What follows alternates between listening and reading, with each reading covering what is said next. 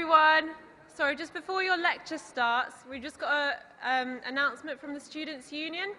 So if you didn't know, there are elections going on at the Students' Union, and there are 4 candidates here, including myself, who would really appreciate your vote. My name's Emma, and I'm running for education. I'm your current education officer, and I've done a lot this year, but there's still a lot more to do, and I'd really appreciate your vote. I'm running under the Game of Loans slogan, and there's a lot of manifesto policies you can check out online, but please vote Emma for education.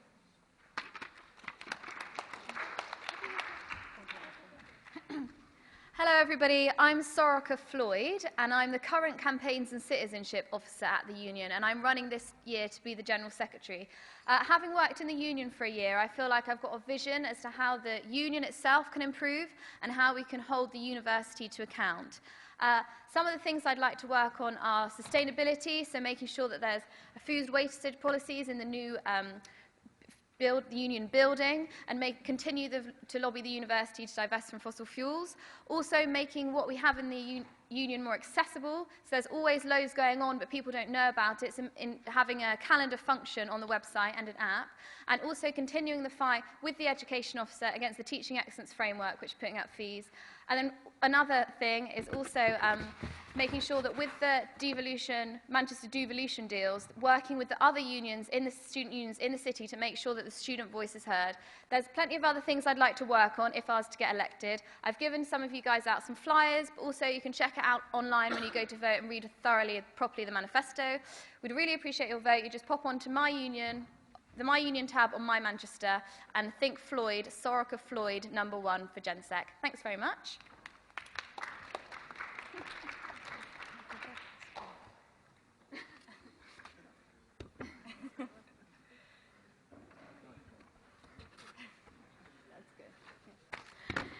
Hello everybody, I'm Riddi and I'm running to be a diversity officer. So before I begin, how many of you here are international students? That is quite a few.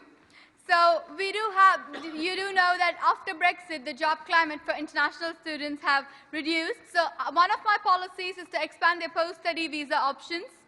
Also, international students without a UK guarantor are forced to pay the accommodation fee in full. So I'm going to lobby the university to become an accommodation guarantor so international students can pay in installments. So finally, for home students, how many of you think the food on campus is student-friendly priced and diverse enough? Same. I do feel the same. So I want to make sure that the food is affordable and it's priced at the student-friendly rate, and also diversify the food on campus. So those are my policies. My manifesto is online. If you think I'm a good candidate, please vote for me at My Manchester, My Union tab. Vote Riddi #1 for diversity. Thank you.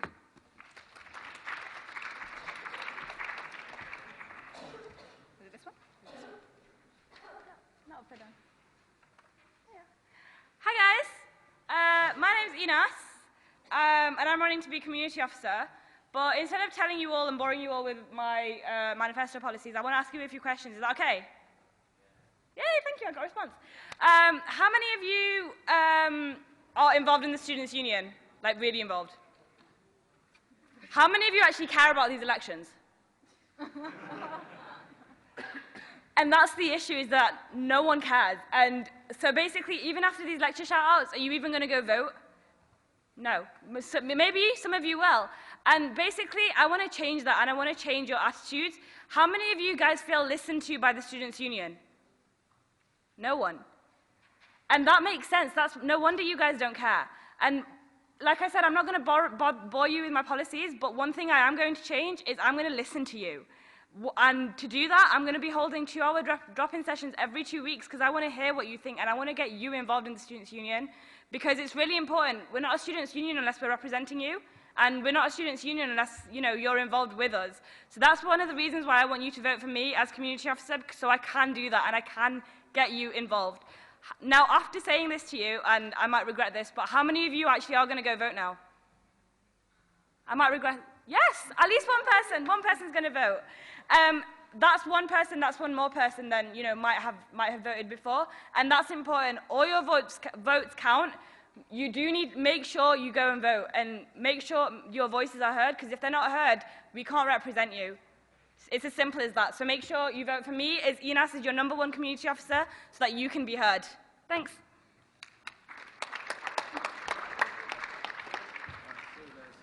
Thank you. Thank you so much for your time.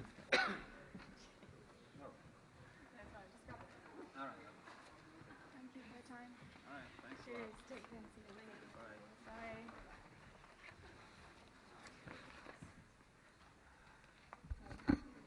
All right, guys. I'm not running for any president or any position.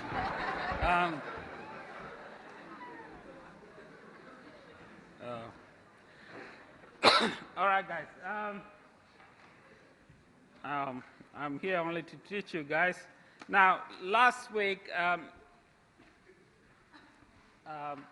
we started talking about MLEs when you have more than 2 parameters. Now, some of you have been asking me why we spend so many lectures on MLEs. My answer to that question is because MLE is fundamental to anything that you're going to do in the future. Any statistics course you're going to take in the 3rd year, 4th year, MSc, or PhD, you need MLEs, right? Because that's so fundamental to anything else you want to do in statistics, you can't do without MLEs. So that's why I spend like quite a few lectures and examples on MLEs. Right, last Wednesday, I started doing an example on 3-parameter MLE, which is this one. You have 2 independent random samples. One is from a normal distribution with these parameters, and another sample from this distribution, normal with these parameters. And the question is to find the MLEs of the 3 parameters, mu x, mu y, and sigma squared. By the way, once again, the number of people attending example classes is going down. I really don't understand why. I think it's really important. It's really, really important that you do come to the example classes and the lectures, guys, right? So please, I hope people at home are listening, those who listen to my podcast. All right? All right, anyway,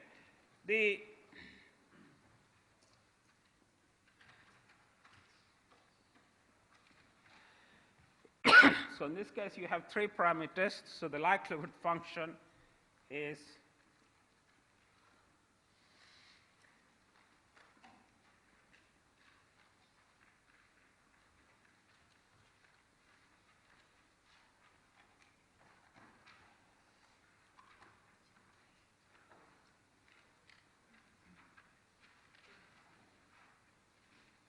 this is the likelihood. This is the contribution from the first sample, and the contribution from the second sample is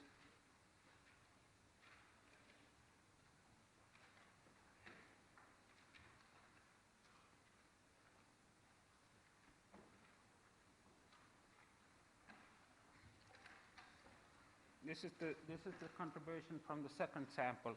So the likelihood is the product of the 2 products, right? Now, if you simplify this, guys, you will get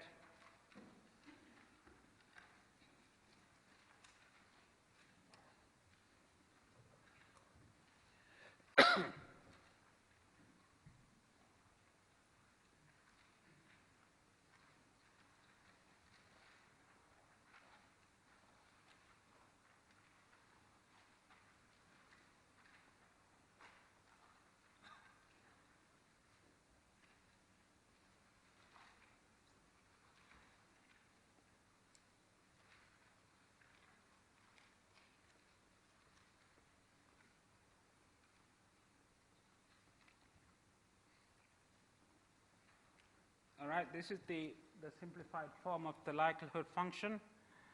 Now, the next step is to take the log of the likelihood function.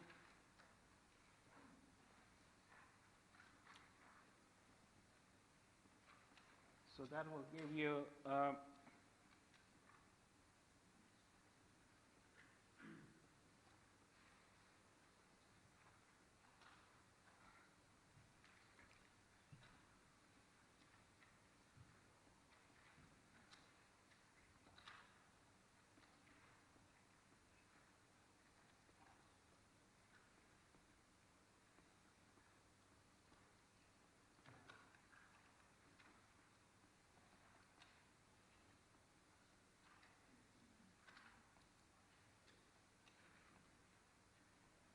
that will give you this. This is the log likelihood function, right?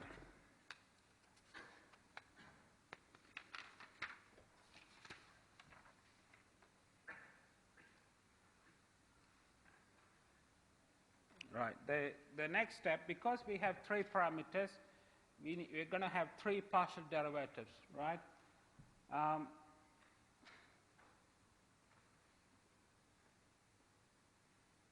So the first partial derivative with respect to mu x, right? With respect to mu x, you're going to have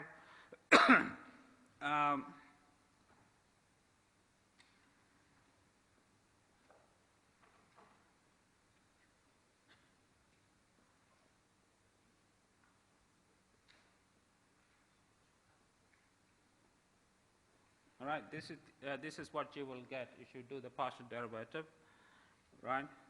And with respect to mu y,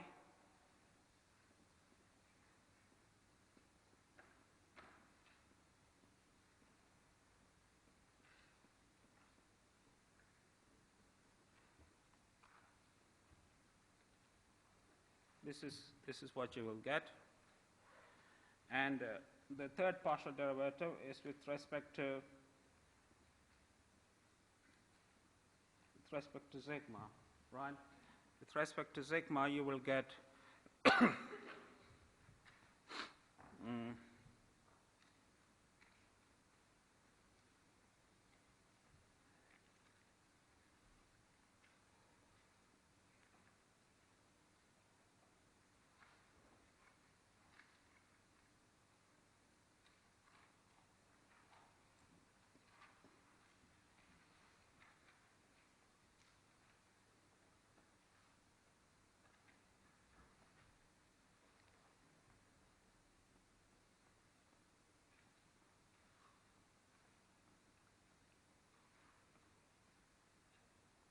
all right. So these are the 3 partial derivatives. You set each of them to 0. Right. So call this 1, call this 2, call this 3. Right. So from equation 1, what you see is that the sum of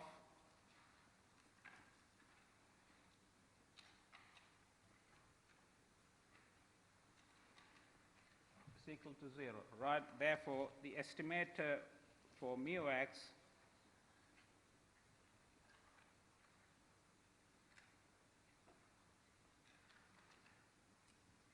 is this, or in other words, is the sample mean of the x's, right? And from equation 2, you will see that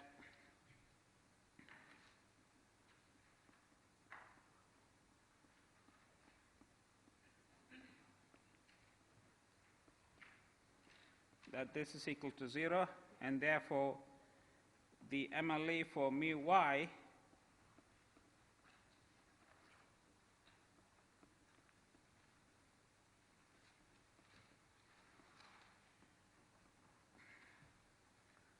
is the sample mean for the y's. Now, finally, from equation 3, you will see that the sigma hat squared, or in other words, the MLE for sigma hat squared is equal to 1 divided by 2n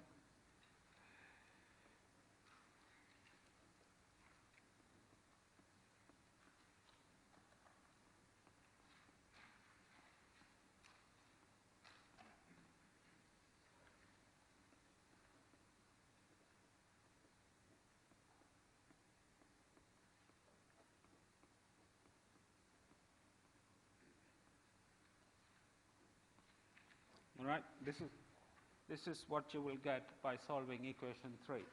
Now, because mu x and mu y are parameters, I replace them by the estimators mu x hat and mu y hat, right? So what you will get is that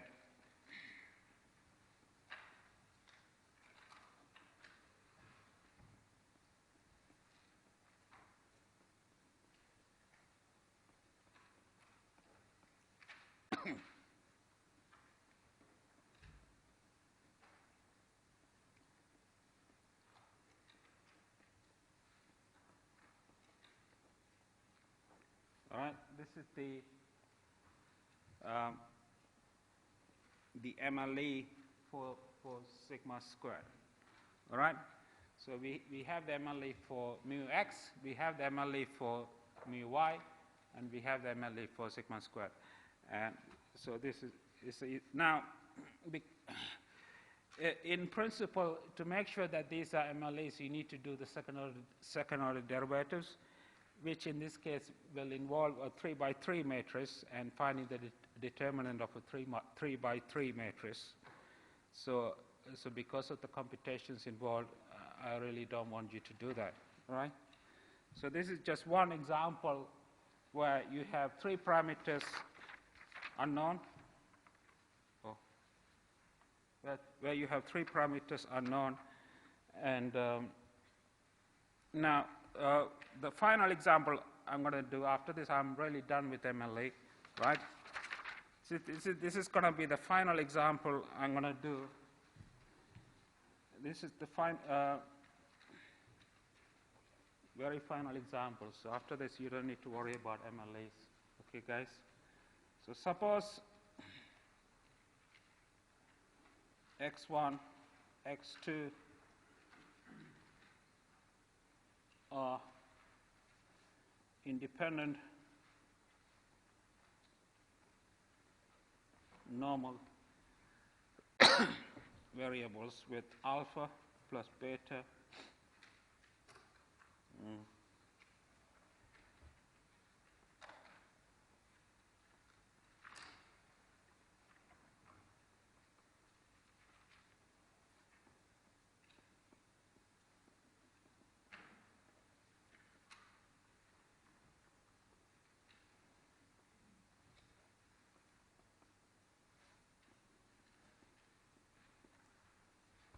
right? So, I don't know why it's blinking, but can you see it from the back? You okay? All right, you have x1 to xn independent normal variable with the mean equal to alpha plus beta zi and the variance equal to sigma squared, right?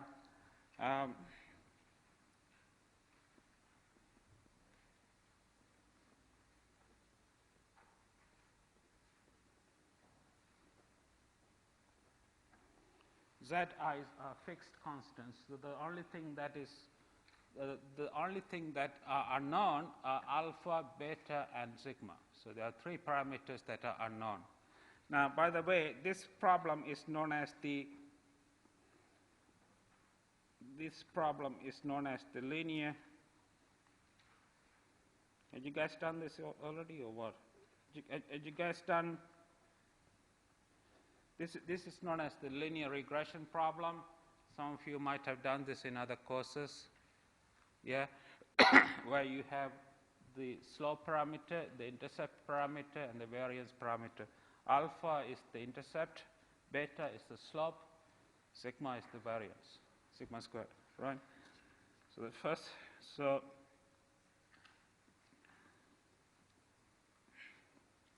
first thing you need to do is to write down the likelihood of the 3 parameters. So which will be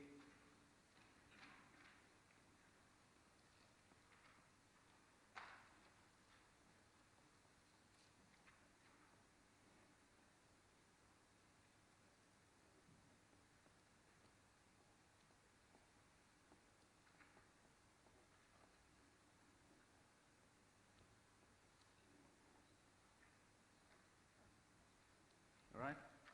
This is the product of the density function of this distribution, right? If you simplify this, guys, you get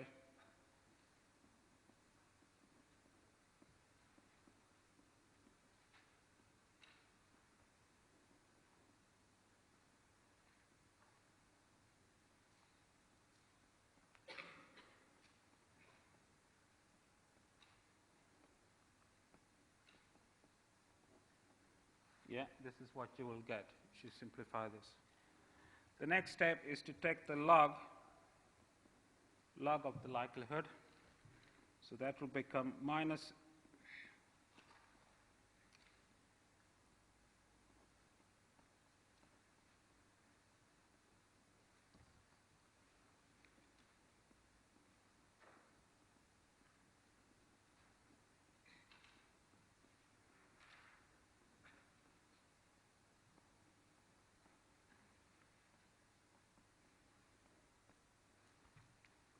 right? This is the log of the likelihood. Now, as I said, we have three parameters that are unknown, so we need three partial derivatives. The first one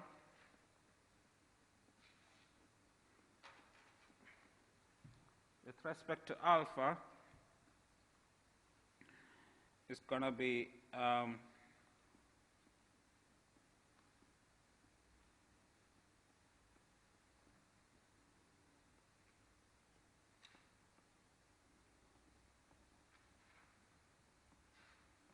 all right, this is the partial derivative with respect to alpha.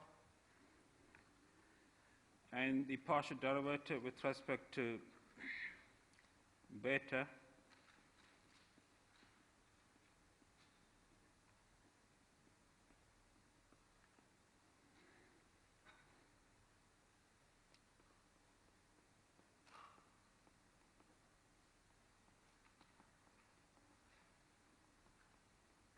all right, this is beta.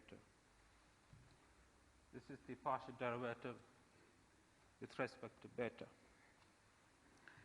And finally, the partial derivative with respect to sigma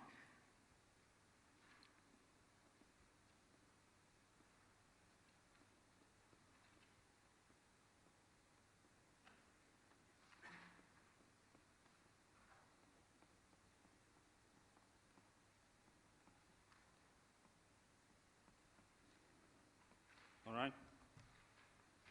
So these are the three partial derivatives. So let this be 0, let this be 0, let this be 0. Call this 1,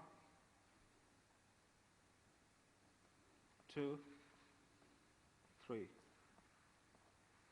All right? So we need to solve these three equations for the three estimators, right? All right, let me put this over here, guys.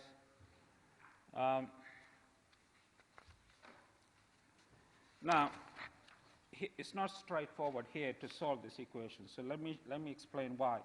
Because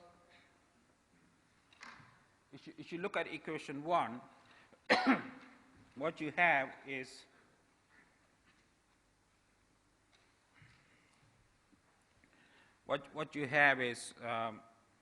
sum of xi, I from 1 to n, equal to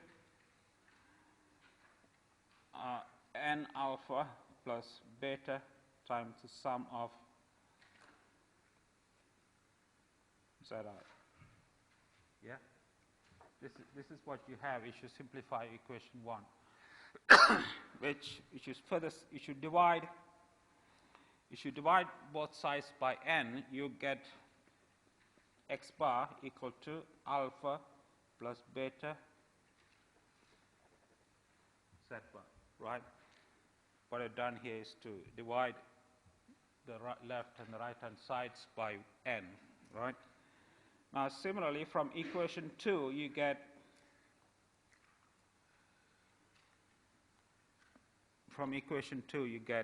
the sum of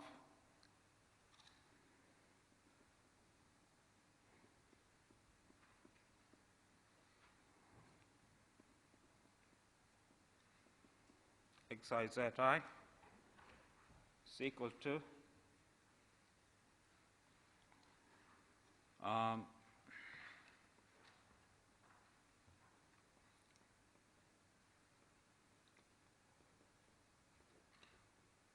yeah,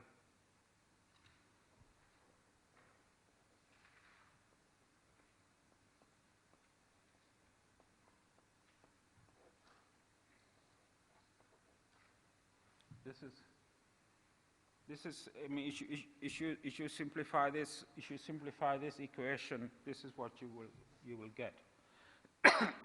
Now once again, if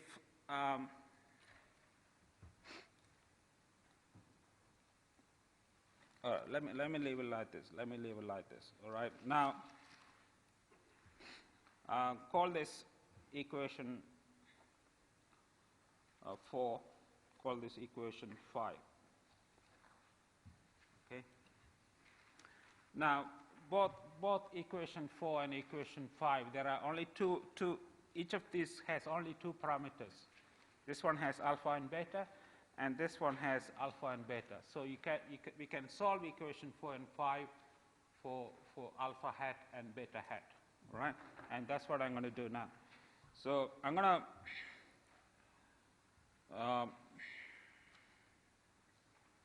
sub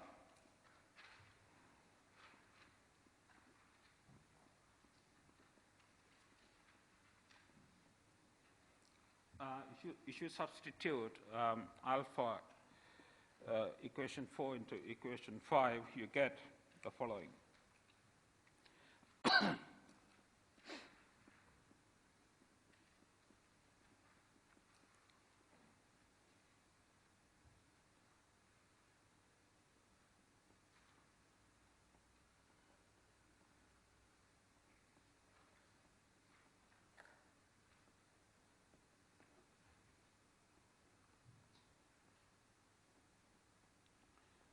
I know it looks kind of messy, but this is the way things are, you know. This is what you will get. If you sub 4 into 5, you will get this, right? And then if you simplify this further, yeah, you will get the following. You get beta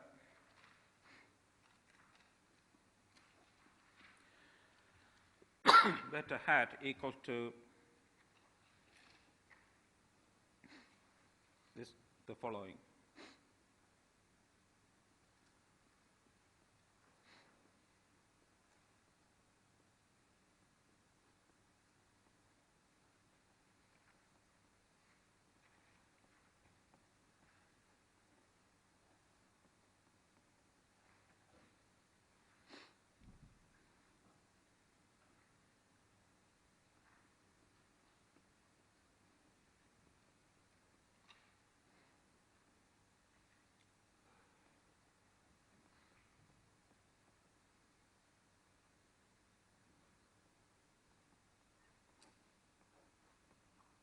You see how I got this, guys? Do you see how I got from this line to this line? Because there's a beta here and a beta here, right? I've taken this term to the left-hand side. So this solving this equation for beta gives you this.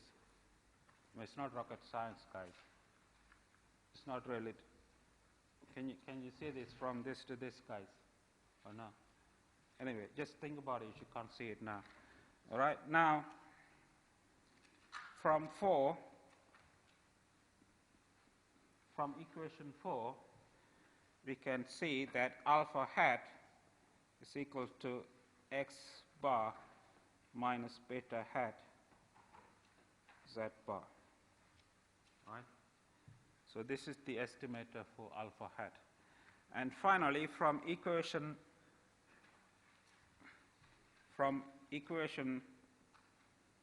3, equation 3 is this one here, guys, this one, right?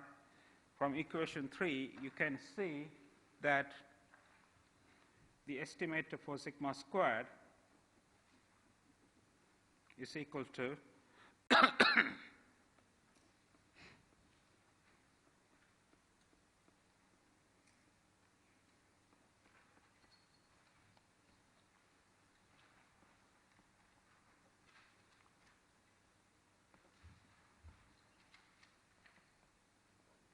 all right. So these are the three. So this is the estimator for sigma squared, and this is the estimator for alpha hat, and this is the estimator for beta.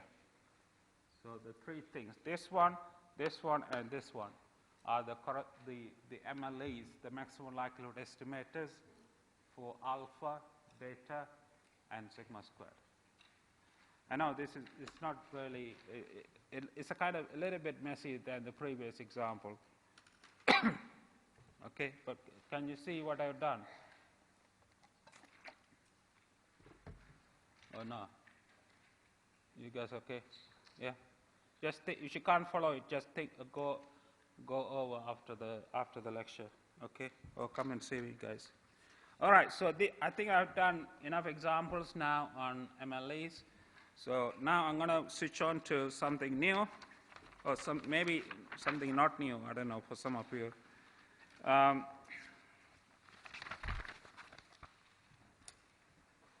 right, here we go.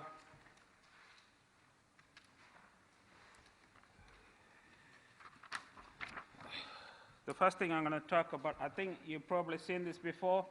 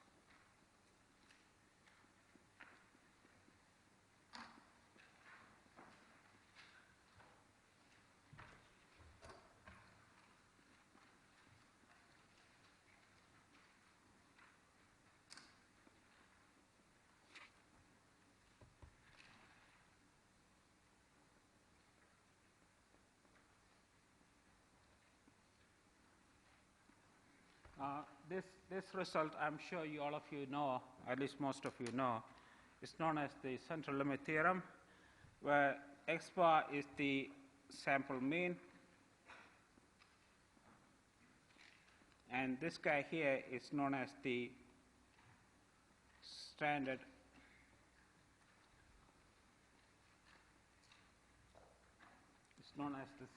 error, right? So you should subtract the population mean from the sample mean and divide by the standard error. Then that approaches the standard normal distribution as the sample size approaches infinity.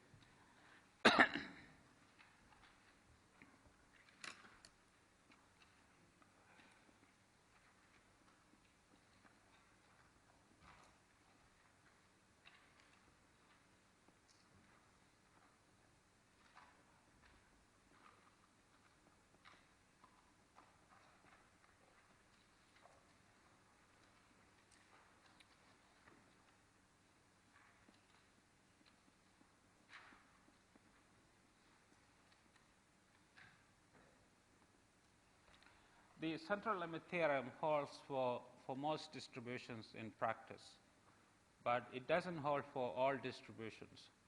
I don't know whether you are aware of examples where the central limit theorem does not hold. So let me give you one example, or two examples at least. Example one, suppose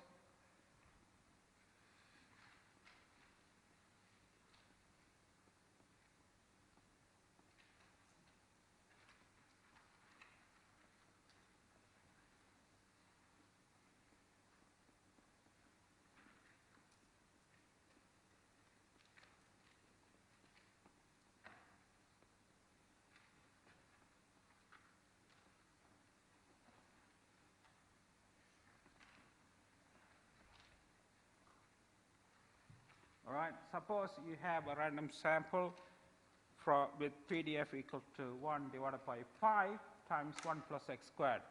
And this is known as the Cauchy distribution. In this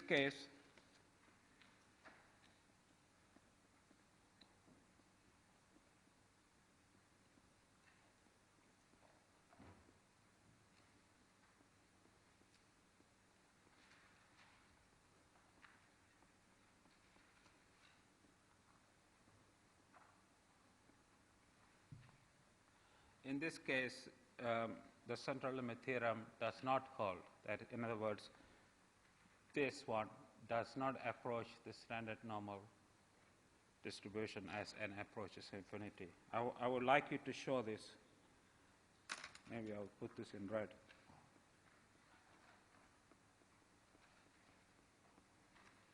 when you have time, I'm not going to ask you this in the exam, but I would like you to show why that this is not true. In other words,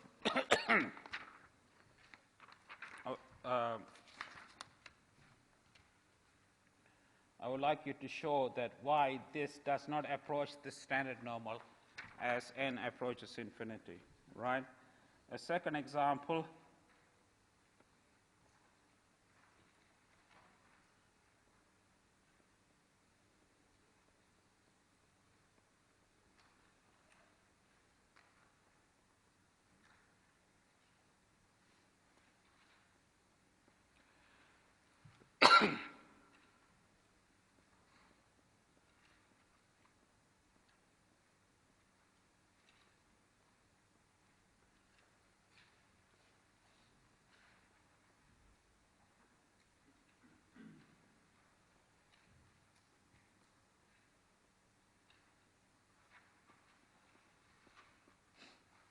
Suppose you have a random sample from with this PDF, and this is known as the Freshway distribution, which I talked about several weeks ago. You may recall the Freshway distribution, right? And in this case too,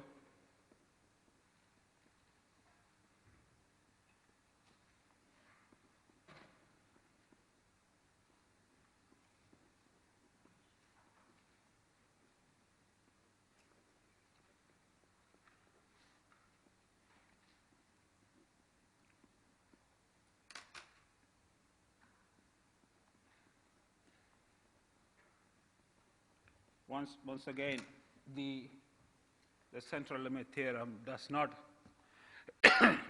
hold for this example too. And once again, when you have time, I would like you to show why it doesn't hold, right? Okay, guys? So these are 2 homeworks for you guys. All right, the next thing I'm going to talk about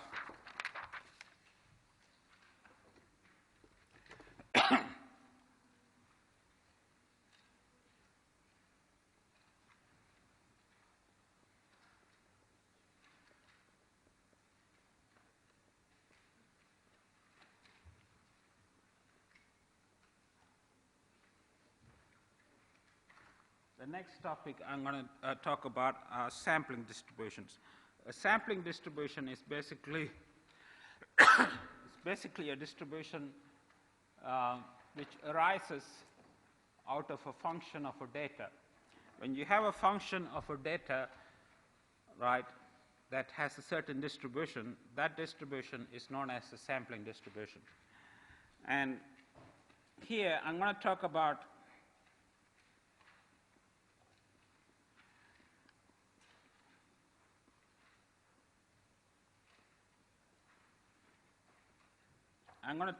three different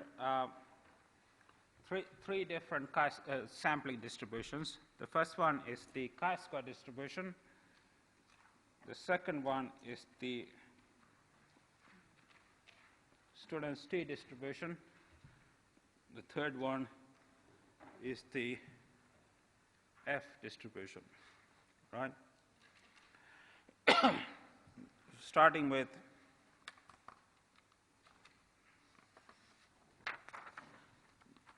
the chi-square distribution. Right, the first one is the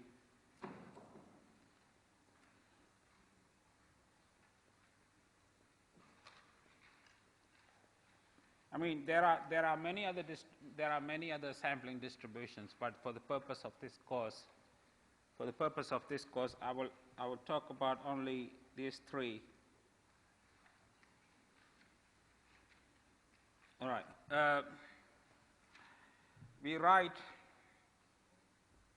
a variable x has the chi-square distribution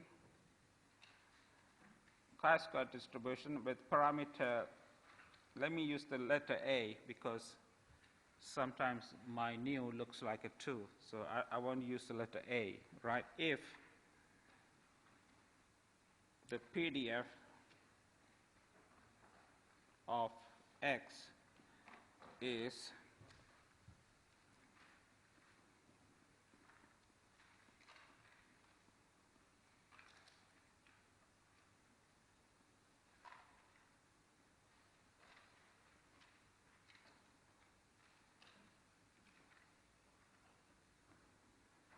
right. This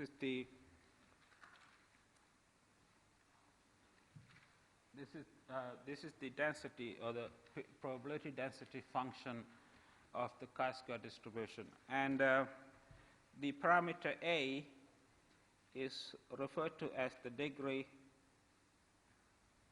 of freedom. All right? The parameter A is known as the degree of freedom, and the density is defined on the positive real line. X is greater than 0. Right? There are several properties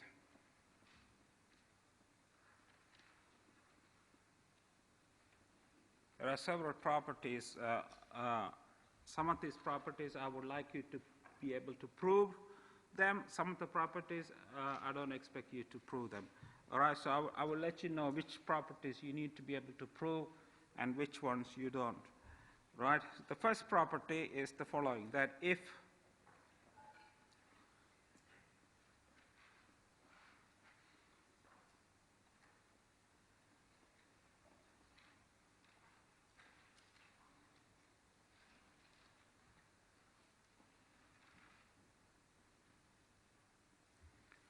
if you have a random sample from a normal distribution, right, then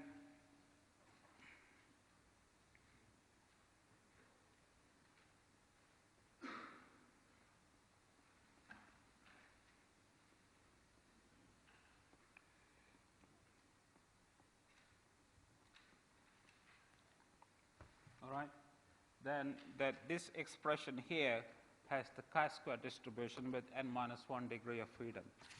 And this is the reason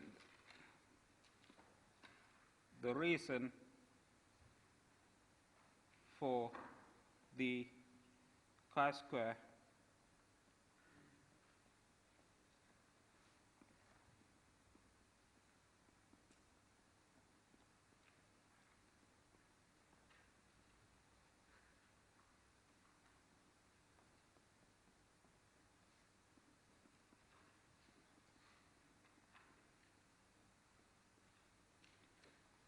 This is the reason that the chi-square distribution is the sampling distribution, because you have a function of the data following the chi-square distribution, and that's precisely why the chi-square distribution is an example of a sampling distribution, right?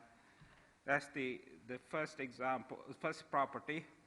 Property number 2 says that the expected value of x is equal to nu. Property C says that the variance of x is equal to 2 times, it's A, guys, A, not nu, because I used A in place of nu. Variance of x is 2 times A, and the next property is that the moment generating function is 1 minus 2t power minus a by 2, and property E is that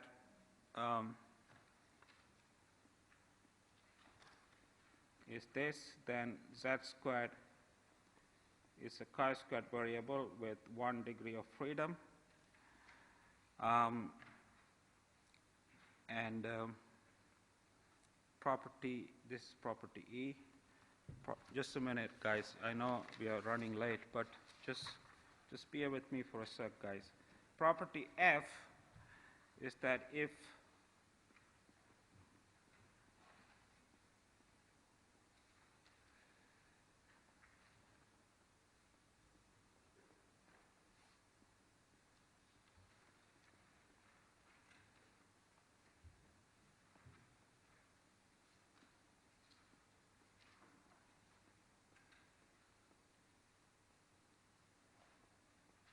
and that's property F, and property G is the following. That is, if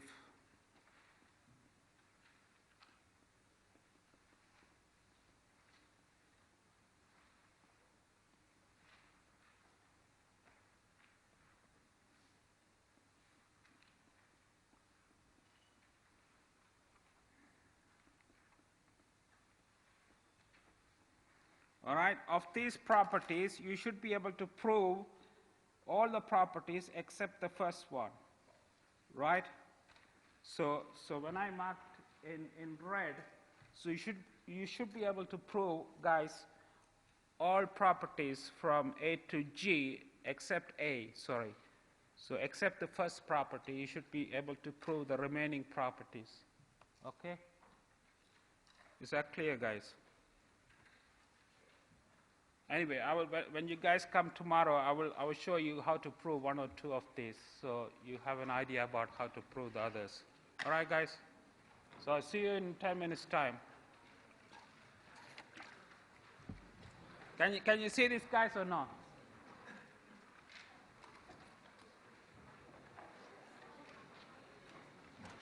Yeah.